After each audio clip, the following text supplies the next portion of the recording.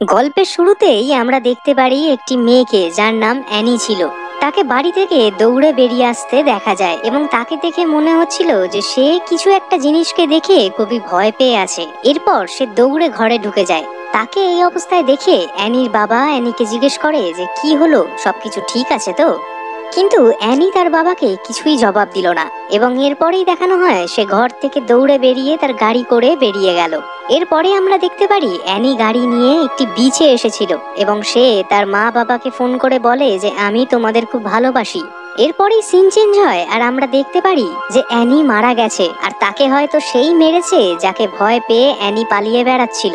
এর পরের সিনে আমরা দেখতে পারি দুজন মেয়েকে যাদের নাম জ্যা আর কেলি ছিল এবং তারা দুজন বোন ছিল। জ্যা তখন সুইমিং পুলে চান করছিল এবং কেলি তখন তাকে সেই নতুন ছেলেটার ব্যাপারে জিজ্ঞেস করে যার সাথে জ্যায়ের সম্পর্ক চলছিল। আর তখনই আমরা এটাও জানতে পারি যে সেই দিন রাতে তারা সিনেমা দেখতে যাবে। এর পরের সিনে আমরা জ্যাকে তার দুই বন্ধুর কাছে দেখতে পারি যাদের নাম পল আর ইয়ারা ছিল এবং তারা জ্যায়ের বেস্ট ফ্রেন্ডস ছিল।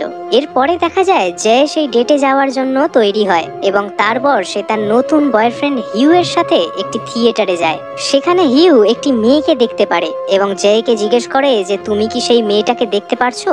কিন্তু জ্যায় বলে যে না, সেখানে তো কেউ নেই। এবং সেইটা শুনেই হিউ খুব ঘাবড়ে যায়, যেন সে কোনো খুব বড় বিপদের মধ্যে রয়েছে। আর সেই কারণেই হিউ জ্যায়কে সেই থিয়েটারের থেকে বাইরে নিয়ে আসে। এর পরের সিনে আমরা দেখতে পারি তারা দুজন একটি রেস্টুরেন্টে গেছিল এবং সেখানে একটি অদ্ভুত ধরনের লোক হিউয়ের দিকে তাকিয়েছিল এবং তার দিকে ক্রমশ এগোচ্ছিল। পরের দিন জ্যায়ের বোন কেলি তাকে জিজ্ঞেস করে যে তোমাদের ডেট কেমন ছিল এবং জ্যায় বলে যে খুব একটা ভালো ছিল না, কারণ হিউ একটি অদ্ভুত ধরনের আচরণ করছিল।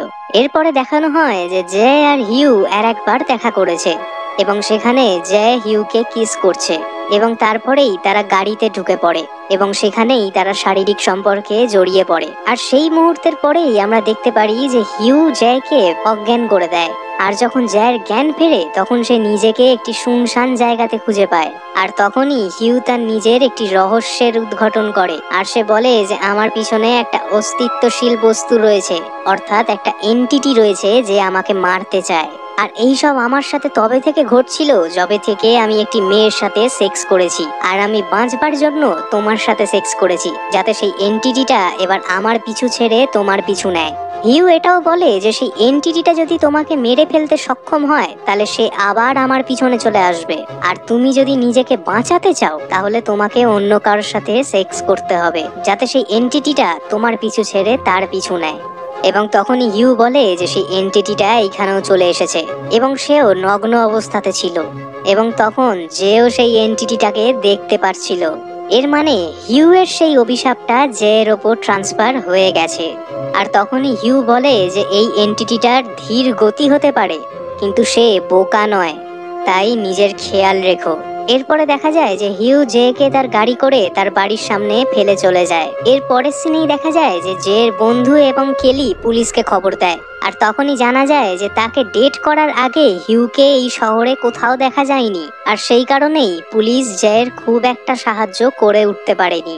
সেই ঘটনাটার পর থেকেই জে সারাদিন খুব মন মরা হয়ে থাকতো। এরপরে সে একদিন নিজের ওয়াশরুমে ছিল এবং তখনই হঠাৎ করে জানলার সাথে একটা বল এসে লাগে। তখনই সে বাইরে দেখে কিন্তু সেখানে একটি বল ছাড়া জে আর কাউকেই দেখতে পায় না। কিন্তু আমরা একটি লাল জামা পরে থাকা ব্যক্তিকে দেখতে পাই যে সেই জানলা দিয়ে উকি মারছিল। এবার কিছুদিন পরে দেখানো হয় যে নিজের কলেজে গেছে এবং তখনই সে খেয়াল করে যে একটি অদ্ভুত বুড়ি মহিলা তার দিকে ক্রমশ এগিয়ে আসছে। আর জে তখন বুঝতে পারে যে হিউ যেই এন্টিটিটার কথা বলছিল সেই এন্টিটিটাই ওই বুড়ি মহিলার রূপ নিয়ে তার দিকে এগিয়ে আসছে।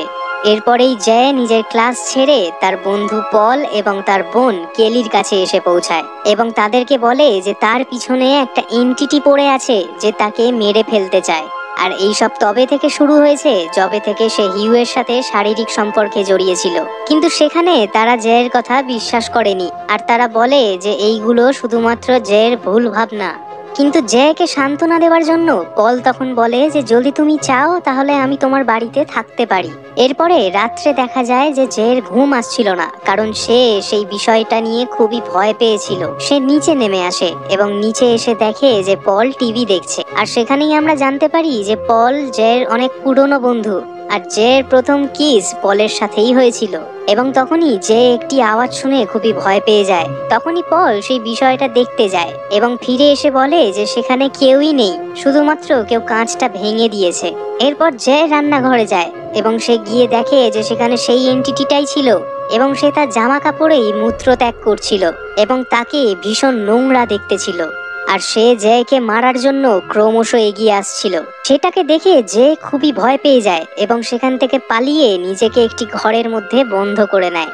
এবং তখনই পল আর ইয়ারা জের চেঁচানো শুনে তার ঘরে দৌড়ে আসে এবং তখনই জে বলে যে এই বাড়িতে কেউ একজন আছে যে আমায় মারতে চায়, আমি তাকে নিজের চোখে দেখেছি। কিন্তু পল আর ইয়ারা বলে যে এখানে কেউ নেই, বেকার বেকার ভয় পাচ্ছ। তখনই যে একটি লম্বা লোককে দেখতে পায় যে আসলে সেই এন্টিটিটাই ছিল যে বিভিন্ন রূপ নিয়ে তাকে মারতে আসছিল। কিন্তু তখনই যে সে বাড়ি থেকে বেরিয়ে পড়ে আর পালিয়ে একটা পার্কে চলে আসে। আর এবার জয় বুঝে যায় যে হিউ তাকে যা যা বলেছিল তা সবকিছু সত্যি এবং তাকে যদি সেই এন্টিটিটার থেকে বাঁচতে হয় তাহলে তাকে পালিয়ে বেড়াতে হবে তার থেকে। তার কিছুক্ষণ পর জয়ের বন্ধুরা সেখানে চলে আসে আর তারপরেই আমরা দেখতে পারি যে তার প্রতিবেশী গ্রেগ সেখানে বেরিয়ে আসে এবং তাদের সমস্যার কথা জিজ্ঞেস করে। আর তারপরেই যে সব কিছু খুলে বলে যে তার সাথে কি কি ঘটছিল এবং কেন ঘটছিল। আর যে তখন বলে যে আমাকে এবার ওই হিউ নামের ছেলেটাকে খুঁজতেই হবে যার কারণে আমার সাথে এইসব ঘটছে। আর এরপরেই তারা সবাই গ্রেগের গাড়ি করে হিউকে খুঁজতে বেরিয়ে পড়ে। তারা হিউ এর সেই ঠিকানাতে পৌঁছালো, কিন্তু সেই বাড়িটা পুরোপুরি ফাঁকা ছিল, কারণ হিউ জেকে নিজের ব্যাপারে যা যা বলেছে তার আইডেন্টিটি, তার অ্যাড্রেস, তার সবকিছু মিথ্যে ছিল। সে শুধু নিজের অভিশাপটা অন্য কারোর ওপর ট্রান্সফার করতে চাইছিল, যেটা সে জয়ের ওপর করে দিয়েছিল এবং এইটাই শুধুমাত্র তার উদ্দেশ্য ছিল। কিন্তু তারা গোটা বাড়িটা অনুসন্ধান করে এবং তখনই তারা একটি ছবি পায় যেটার মাধ্যমে তারা হিউ এর স্কুলের ব্যাপারে জানতে পারে। আর তারা সবাই সোজা সেই স্কুলে গিয়ে হাজির হয় আর সেখানে তারা তার ব্যাপারে খোঁজ করে এবং তখনই তারা জানতে পারে যে আসলে হিউ এর নাম জেফ ছিল। এর পরের সিনেই আমরা দেখতে পারি যে তারা জেফের বাড়ি পৌঁছে গেছিল এবং সেখানে গিয়ে যে তার নিজের সমস্ত সমস্যার ব্যাপারে তাকে খুলে বলে। আর জেফ তখন বলে যে সেই এন্টিটিটা ততক্ষণ তোমার পিছন ছাড়বে না যতক্ষণ না তুমি অন্য কারোর সাথে সেক্স করছো। আর শুধুমাত্র এই কারণে আমি তোমার সাথে মিথ্যে ভালোবাসার অভিনয় করেছি আর তোমার সঙ্গে শারীরিক সম্পর্ক করেছি, যাতে আমার উপরে যেই অভিশাপটা ছিল সেটা তোমার ওপর চলে যায়। আর সেই এন্টিটিটার এমনই শক্তি ছিল যে সে যখন খুশি যার তার রূপ নিয়ে নিতে পারে। আর জেফ এটাও বলে যে যদি তুমি মারা যাও তাহলে সেই এন্টিটিটা আমার কাছে আবার ফেরত চলে আসবে এবং তার মানে যদি জে মারা যায় তাহলে সেই অভিশাপটা আবার জেফের কাছে ফেরত চলে আসবে আর আবার সেই এন্টিটিটা জেফের পিছু নিয়ে নেবে।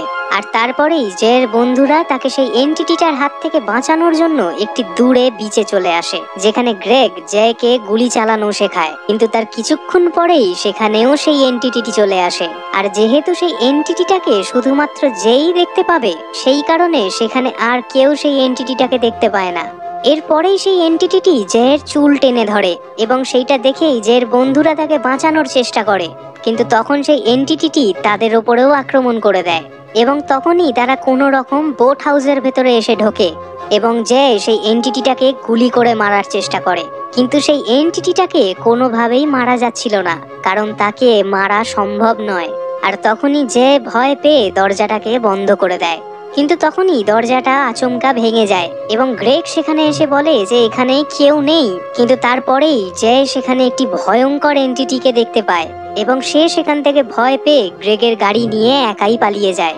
কিন্তু তার বন্ধুরা তাকে আটকানোর চেষ্টা করে আর সেই এন্টিটিটাও তার পিছু নিয়েছিল। কিন্তু তাদের কথায় যে কান না দিয়ে সেখান থেকে পালাতে থাকে এবং পালাতে পালাতে তার রাস্তায় অ্যাক্সিডেন্ট হয়ে যায় এবং সে অজ্ঞান হয়ে যায়। এর পরের সিনেই আমরা দেখতে পারি যে একটি হসপিটালে রয়েছে, যেখানে গ্রেগ তার সাথে শারীরিক সম্পর্ক গড়ার কথা ভাবছিল, কারণ সে জের মন থেকে ওই ভুল ভাবনাটাকে কাটাতে চাইছিল এবং বোঝাতে চাইছিল যে তার পিছনে কোনো এন্টিটি নেই এবং গ্রেগ জেকে বুঝিয়ে তার সাথে সেক্স করে। এরপর থেকেই জে কিছুদিন ধরে আর সেই এন্টিটিটাকে দেখতে পাচ্ছিল না আর সে ভাবলো যে এবার হয়তো সেই এন্টিটিটা তার পিছু ছেড়েছে।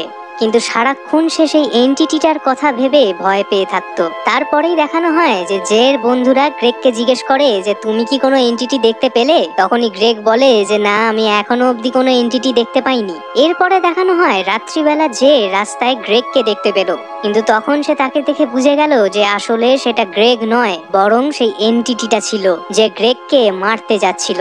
সেই এন্টিটিটি গ্রেগের দরজা খোলার চেষ্টা করলো, কিন্তু খুলতে না পেরে তার বাড়ির কাঁচ ভেঙে ভেতরে ঢুকে পড়লো। আর এইটা দেখেই যে খুবই ঘাবড়ে যায় এবং দৌড়ে গ্রেগের বাড়ির দিকে যায়। সেও গ্রেগের দরজাটাকে খোলার চেষ্টা করলো, কিন্তু সে খুলতে পারলো না। তখন যেও সেই ভাঙা জানলাটা দিয়ে ভেতরে প্রবেশ করলো এবং ভেতরে গিয়ে দেখলো সেই এন্টিটিটা এবার গ্রেগের মায়ের রূপ নিয়ে নিয়েছে এবং সে দরজার সামনে দাঁড়িয়ে গ্রেগকে ডাকছিল। কিন্তু যে চেঁচিয়ে চেঁচিয়ে গ্রেগকে বারণ করে দরজা খোলার জন্য এবং বলে যে তুমি যদি দরজা খোলো তুমি মারা পড়ে যাবে। কিন্তু গ্রেগ কিছুই বুঝে উঠতে পারে না এবং সে দরজাটা খুলে দেয়। আর তখনই সেই এন্টিটিটি তাকে মেরে ফেলে। আর এবার সেই এন্টিটিটি আবার জের পিছু নিয়েছে।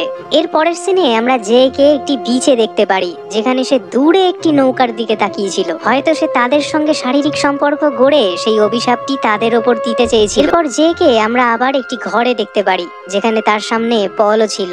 আর যেহেতু পল জেকে পছন্দ করত, তাই জন্য সে তাকে সাহায্য করতে চাইছিল। আর সে বলে যে আমরা সেই এন্টিটিটাকে মারতে পারবো।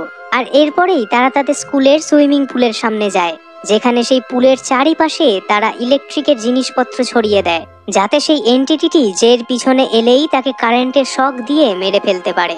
আর এরপরেই জে জলের মধ্যে নামে এবং সেই এন্টিটিটার অপেক্ষা করতে থাকে। তার কিছুক্ষণ পরেই সেখানে সেই এন্টিটিটি চলে আসে, কিন্তু সে জলে নামে না, বরং সেই পুলের ধারে রাখা কারেন্টের জিনিসপত্রগুলোকে জের দিকে ছুঁড়ে মারতে থাকে। এবং সেটা দেখেই জয়ের বন্ধুরা তাকে সাহায্য করার জন্য জয়ের বলে দেওয়া জায়গাতে একটি কাপড় ছুঁড়ে দেয়। আর তারপরেই তারা সকলে সেই এন্টিটিটাকে দেখতে পাচ্ছিল। আর পল সেই এন্টিটিটাকে গুলি করে মেরে ফেলে। আর তার ফলে সেই এন্টিটিটি জলে গিয়ে পড়ে এবং সেখানে গিয়ে সে জের পাটা ধরে নেয়। তখনই পল আবার সেই এন্টিটিটির মাথায় একটি গুলি মারে। আর তখনই সে জের পাটা ছেড়ে দেয়। আর তারা সকলে জেকে সেই পুল থেকে বার করে নেয়। কিছুক্ষণ পরে যে যখন সেই পুলের দিকে দেখলো, তখন সেখানে সেই এন্টিটিটি ছিল না। আর সেই পুলের জলটা পুরো রক্তে লাল হয়ে গেছিল।